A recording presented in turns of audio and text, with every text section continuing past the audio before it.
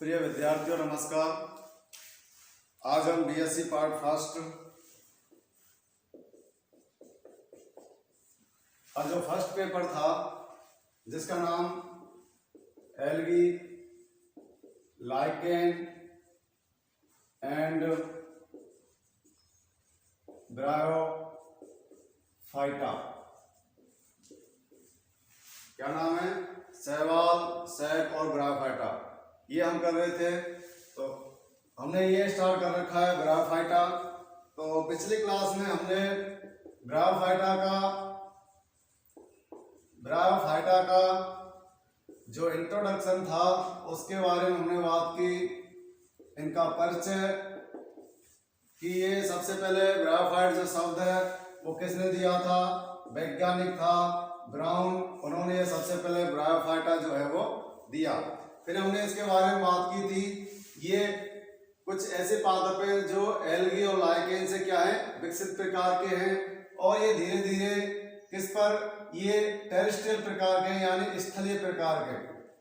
ये ऐसे पादप हैं जिनकी उत्पत्ति जलीय पादपों से धीरे धीरे किस पर हुई है? स्थल पर हुई है। इसलिए इन्हें एम्फीबियंस ऑफ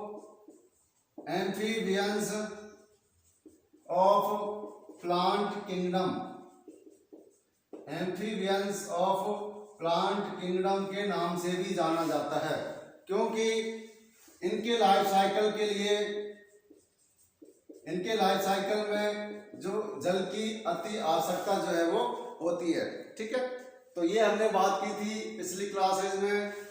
फिर हमने इनके हैबिटेट के बारे में बात की थी। आवास के बारे में यदि हम बात करें तो आवास ये मेनली अभी हमने बात की कैसे होते हैं, ये स्थलीय होते हैं। नम भूमि, चट्टान, वृक्ष की जो छाल है, छायादार स्थानों पर ये अधिक मात्रा में जो है वो विकसित होते हैं। और एक हमने बात की थी कि इनकी जो नेचर है, इनकी जो प्रकृति है वो किस टाइप की होती है? Gregarious habit. कौन सी? ग्रीगेरियस। इनकी हैबिट जो स्वभाव है वो इनका पाया जाता है। ग्रीगेरियस का मतलब होता है यूथी। ये पिछली क्लास में भी हमने बताया था, यूथी स्वभाव। यूथी स्वभाव क्या है कि ये जो पादप है वो बहुत ज्यादा समूह में, ग्रुप में जो है वो डेवलप होते हैं, इसलिए इनका जो स्वभाव है वो कैसा हो जाता है? ग्रीगेरियस प्रकार का।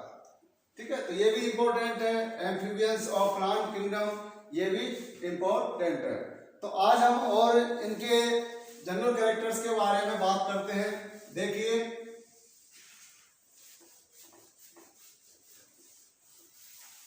सबसे पहले हम बात करते हैं इनके हैबिट, स्वभाव जो है। इनका जो पादप शरीर है वो कैसा होता है? थैलॉइड। इनका जो पादप शरीर है वो थैलॉइड प्रकार का है, और थैलॉइड के अंदर ये इरेक्ट प्रकार के, इरेक्ट इसको हिंदी में कहा जाता है उदर, और प्रोस्टेट प्रकार के होते हैं। इसको कहा जाता है लेटे हुए या सयान अवस्था में। ठीक है, थैलॉइड हम पहले ही पढ़ चुके हैं, ऐसा पादप शरीर जिसे जड़, तना, पत्ती में विभेदित नहीं किया जा सकता, डिफरेंशिएट नहीं किया जा सकता रूट, स्टेम और लीफ में, तो इनको कहते हैं हम थैलॉइड। फोटोसिंथेसिस की प्रक्रिया इनमें पाई जाती है, और इस कारण ये प्रकाश संश्लेषण की क्रिया द्वारा अपना भोजन जो है कार्बोहाइड्रेट का निर्माण करते हैं, और इसलिए इन्हें कार्बोहाइड्रेट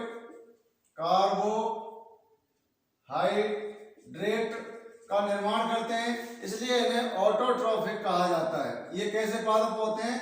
ऑटोट्रोफिक प्रकार के होते हैं, स्वयं पोषी प्रकार के होते हैं। इनके अंदर, इनके थैलस के अंदर क्लोरोफिल जो है वो पाया जाता है, या क्लोरोप्लास्ट जो है वो पाया जाता है। ठीक है, फिर हम बात करते हैं नेक्स्ट। यदि हम बात करें इनके रिप्रोडक्शन की, हम बात कर रहे थे कि इनके अंदर जो जनन है, जन्म के टू टाइप्स इनमें है। कौन कौन सा? एक तो है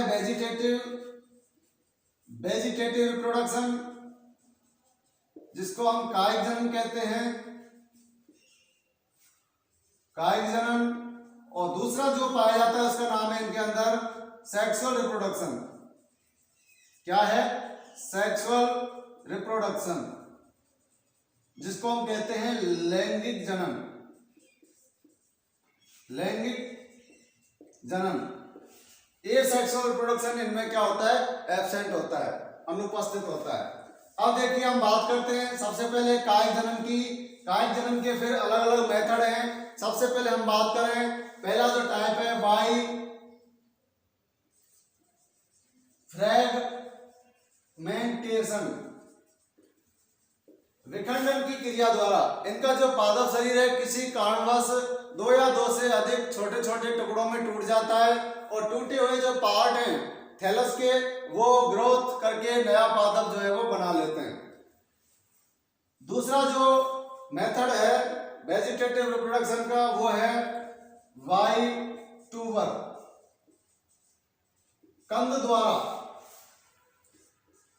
इनके शरीर के अंदर, थैलस के अंदर सूक्ष्म गोलाकार संरचनाएं, जैसे आलू या ट्यूबर का जो ट्यूबर होता है ऐसी छोटी छोटी संरचनाएं डेवलप होती हैं, और ये ट्यूबर जो है मेन पादप से पृथक होकर, ठीक है, सेपरेट होकर ग्रोथ करते हैं और नया पादप जो है वो डेवलप कर लेते हैं।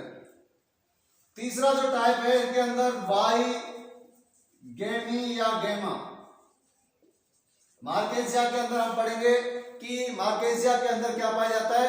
गेमा कप जो है वो पाया जाता है। इंपॉर्टेंट है, आगे हम जब मार्केसिया पढ़ेंगे तो वहां पर इसका अध्ययन करेंगे। तो गेमा या गेमी के द्वारा भी इनके अंदर वेजिटेटिव रिप्रोडक्शन जो कायिक जनन है वो इनमें पाया जाता है। फिर हम बात करें नेक्स्ट, फोर्थ जो टाइप है वो है बाई एडवेंटिटियस ब्रांचेज, अपस्थानिक जो शाखाएं हैं।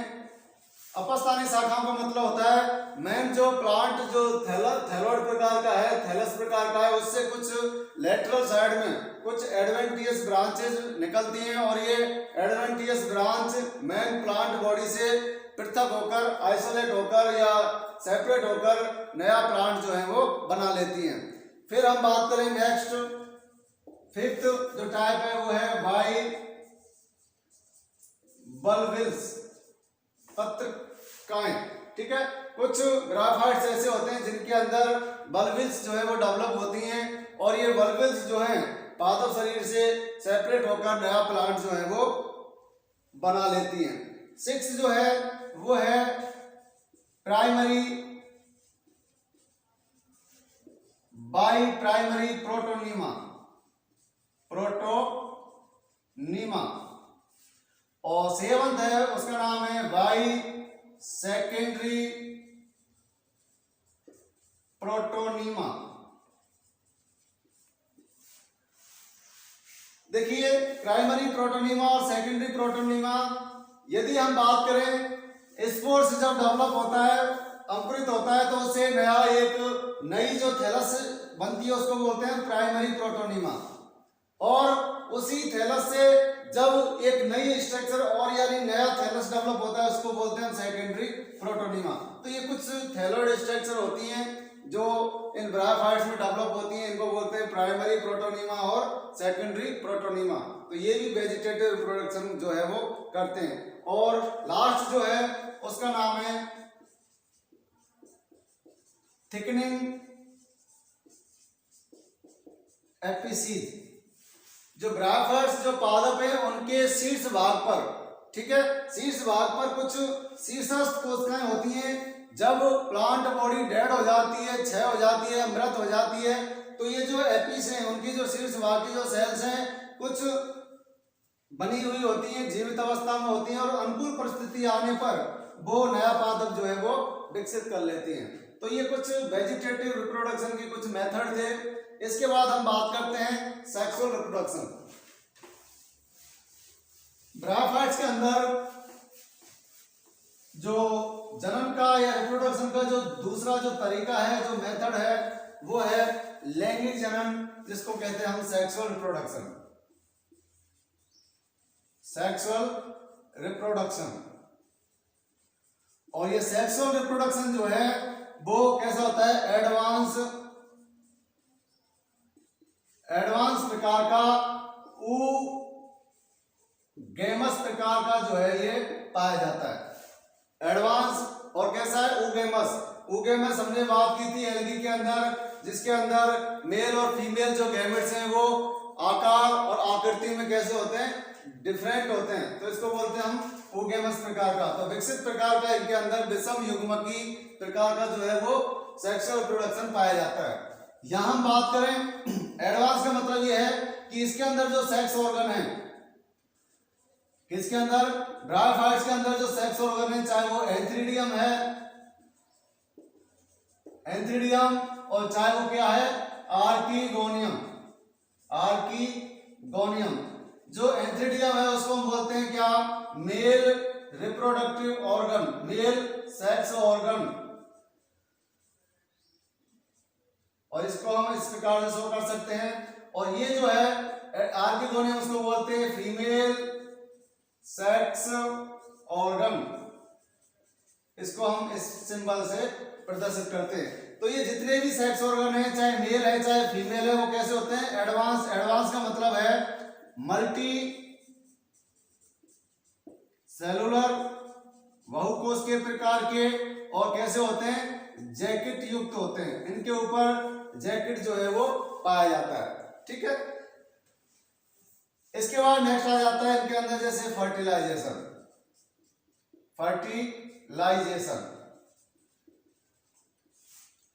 यहां हम बात करेंगे जो एंथ्रीडियम है, इनके अंदर क्या डेवलप होते हैं, एंथेरोजोइट्स,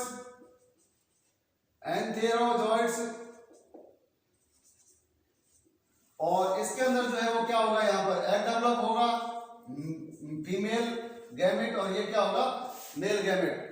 फिर नेक्स्ट आ जाता है फर्टिलाइजेशन के लिए हमने बात की थी कि जल की आवश्यकता होती है।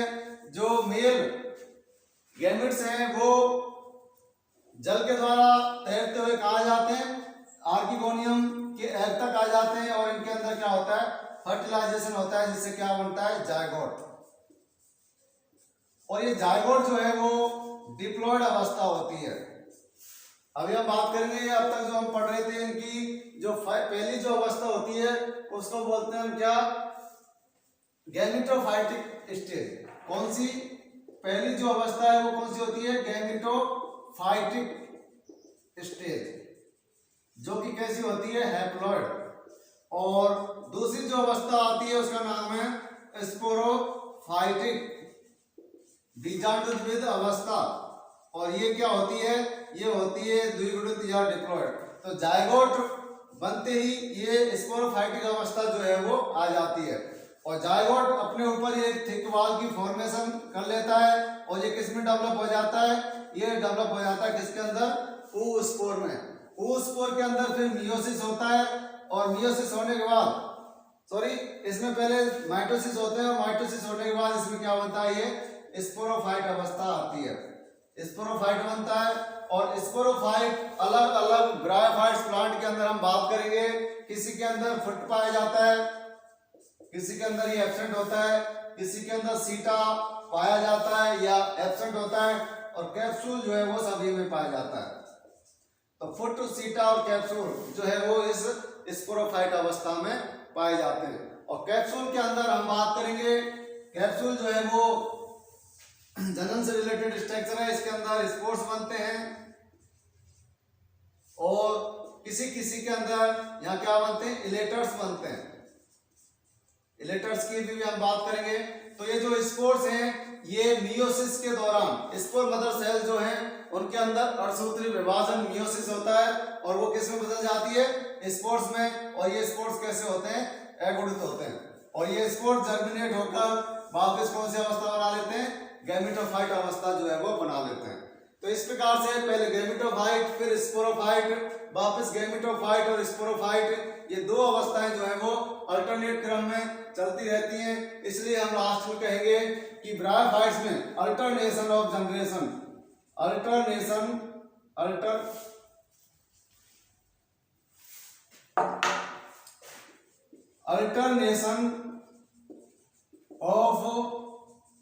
जनरेशन जो है वो पाया जाता है, पीढ़ी का एकांतरण जो है वो पाया जाता है। इनका जो लाइफ साइकिल है, पीढ़ी है जो है वो एक बार गैमेटोफाइट, फिर स्पोरोफाइट, गैमेटोफाइट, स्पोरोफाइट, इस प्रकार से अल्टरनेट क्रम में जो है वो चलती रहती है।